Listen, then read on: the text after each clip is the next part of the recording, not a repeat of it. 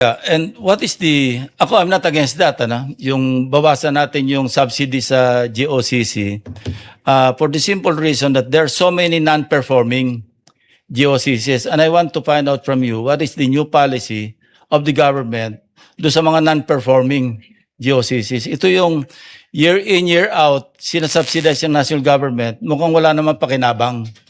Unlike the others na nakakakuha tayo from GOCCs, pero yung iba naman talagang persistently, walang income, lahat expenses, walang revenues, pero tuloy-tuloy naman yung subsidies. Why don't we just, abolish them? Or not fund them, for that matter. Even if it's not abolished by law, kung hindi nyo ipa-fund, hindi rin makapanksyon, di ba? So what's the policy?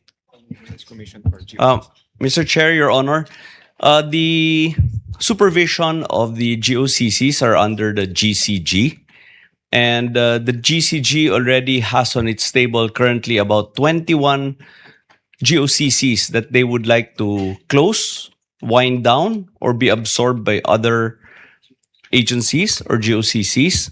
The truth of the matter, Your Honor, is that it's a very slow, long, and tedious process to shut down. But there are currently 21 companies that we would like to shut down. How much is the total subsidy being provided by the government sa mga non-performing, yung mga negative na GOCCs? On the average, say for the past, from 2022 hanggang 2026, magkano na inaabono ng national government? Mr. Kasi Chair, nasa very tight ating fiscal space, di ba? So it's about time that we discuss this and talk about this and implement.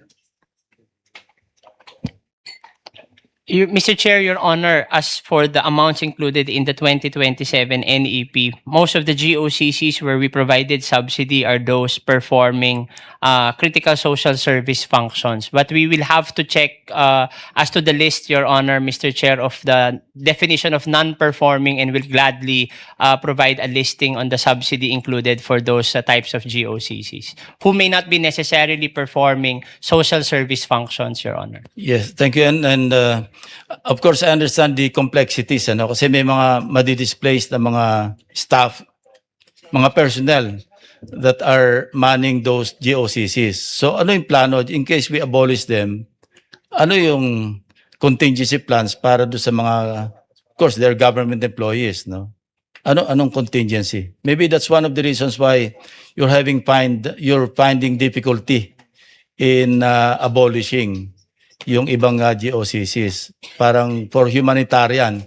Pero we cannot also afford to consider, humanitarian reasons in lieu of the very tight fiscal space that we're having now. Mr. Chair, Your Honor, being also an ex officio member of the GCG along with the Secretary of Finance, when we discuss these matters at the Commission, we have this consideration naman po of the separation incentive that might be offered for consideration of possible affected personnel. It's such that I agree with the Secretary of Finance that there is this tedious process that we have to undertake before we can even submit a recommendation for any action, meaning abolition, merger, or any possible action for the GOCC.